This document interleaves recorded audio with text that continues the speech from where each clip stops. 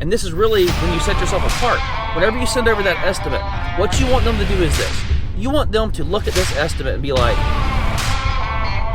well, we would be crazy not to use this company. So I'm out doing estimates this morning. I'm going to take you along and show you some of the things that I look for whenever I'm out doing on-site estimates. Okay, our first estimate today is going to be a possible commercial site, but we're going to take a look at it. They're wanting year-round service here at this place, and if you've been following along with our journey this year, you will know that I've been prioritizing year-round work just to help out with the seasonality of our business. All right, we'll check in whenever I get there. Okay, so I just pulled up, and this is actually a shopping center. It's like a plaza, so you can see here. It's actually, there is a new Publix just right across the street over there, but we would not be taking care of that portion. I'm kind of eyeballing this, guys, and basically what I'm thinking it would take us per service, I think that we could get this done in about 45 minutes with 2 guys.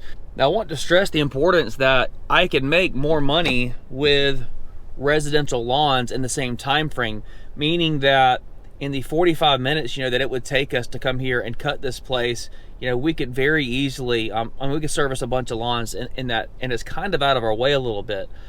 But I'm right now at the point in our business where I'm really trying to prioritize year-round income. In commercial accounts, they expect you to be on site year-round.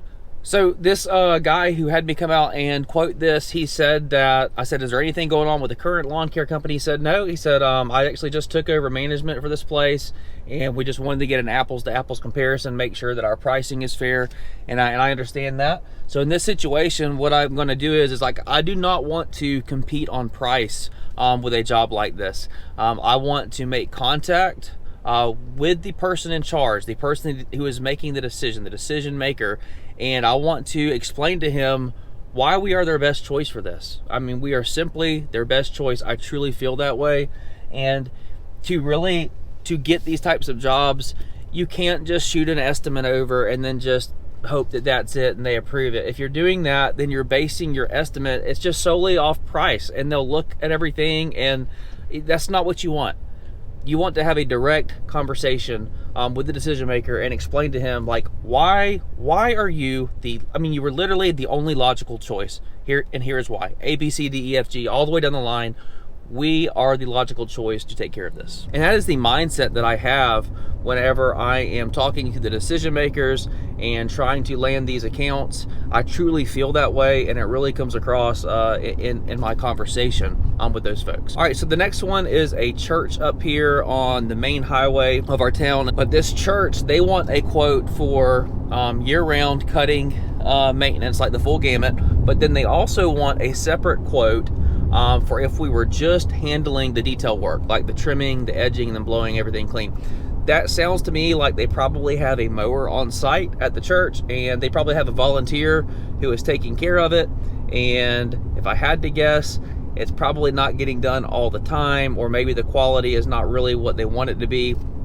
So I'm fixing to pull up to this church and take a look at it. The conversation that I would have with the decision maker in this instance would be, it is better for y'all to outsource this to us, put this thing on autopilot. The church grounds looks fantastic year round, and then you set it and forget it. Like, you don't have to worry about it. So we'll pull up and take a look at this church grounds, and I'll give you a rough price on what I would charge for something like this.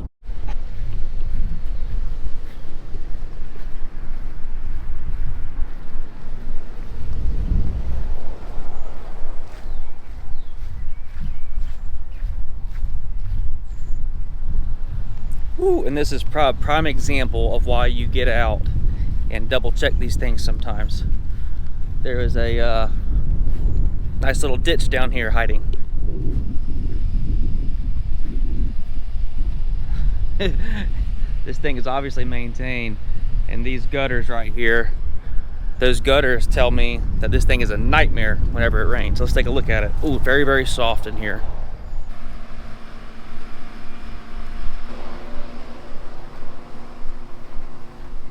What did I tell you?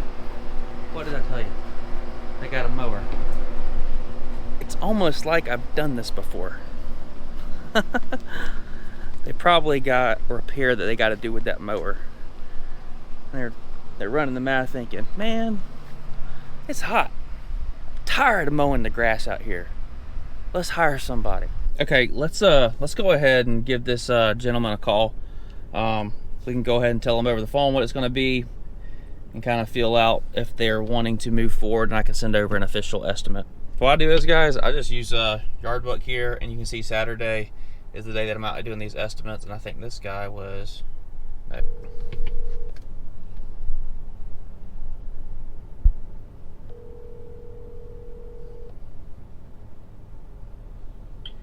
Hello? Hey, this is Jonathan Christian with Florida Turf Pros. I had received a request on our website for some help with the church here for lawn care. Yes, sir. Hey, I just wanted to follow up and give you a price. I was out here doing estimates today, and I was able to walk the grounds. So if you guys wanted the mowing and trimming, basically weekly service, the grounds look good year round, it would be $500 a month. If you just wanted the trimming, it would be $300 a month. That does include us taking care of the hedges up front, basically just full grounds maintenance if you guys were doing the $500 a month. Okay. And the 300 is just a weed eating, Correct, that's right. All right. Is that kind of what you guys were expecting to spend, or what were y'all thinking? I just need to get some basic numbers so we'd have a direction to go in our thinking. We have someone doing it now, but there's not a professional company doing it, so we're kind of piecemealing it out. Sure. So we just got to compare with what we're spending versus what we want to in those types of pieces. Sure. It looked like you guys had maybe a mower back there on site. So maybe like a volunteer is like cutting the grass and that type of thing. Yeah, something like that. Okay. All right. So yeah, I take care of a couple churches in the area, so we have a pretty good feel for these types of jobs. So if you got any questions, just give me a call. We can definitely get this place looking good for you guys. All right. Well, I sure appreciate it. You're welcome. All right, thank you. Bye. Bye-bye.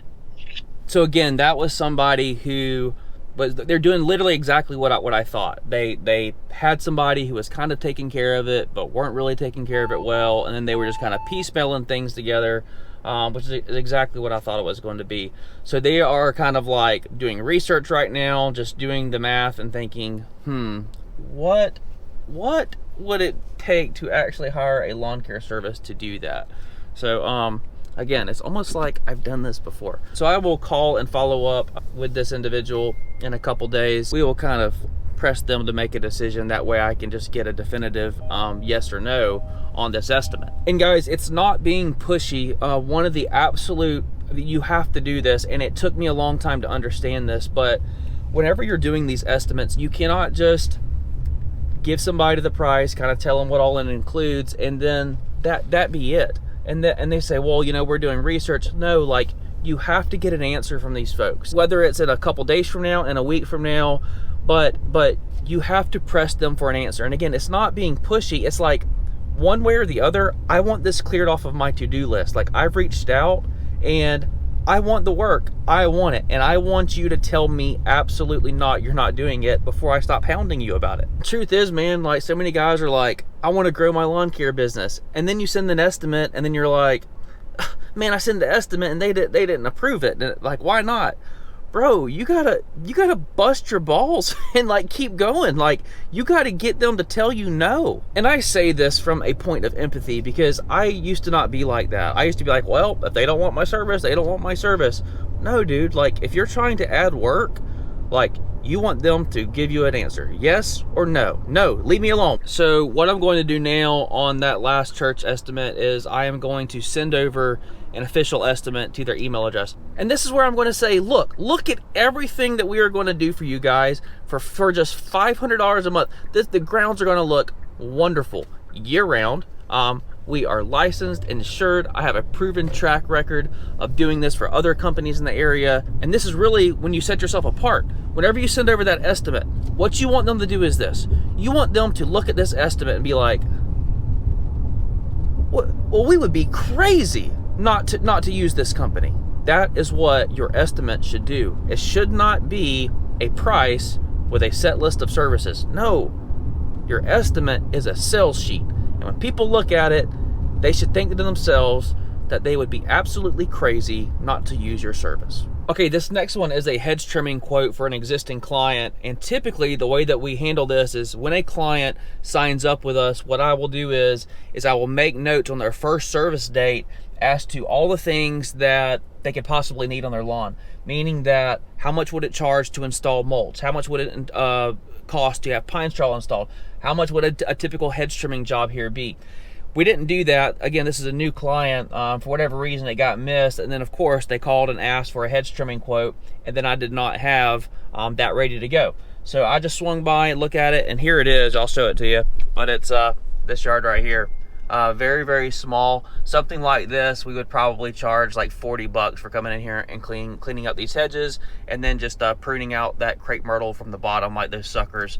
So $40, it may not seem that much, but when it only takes you about 15 minutes to do that on a per man hour rate, how much is that? Time divided by 60, 15 divided by 60 is 0.25. Divide that into 40, 4, 8, 12, 16. That's $160 an hour simply by doing a small little hedge trimming job. So I will get that saved to his file. That way, whenever he calls and asks, now I don't have to go out and do a on-site estimate. And that is a system that we typically have in place just to keep me from having to go out.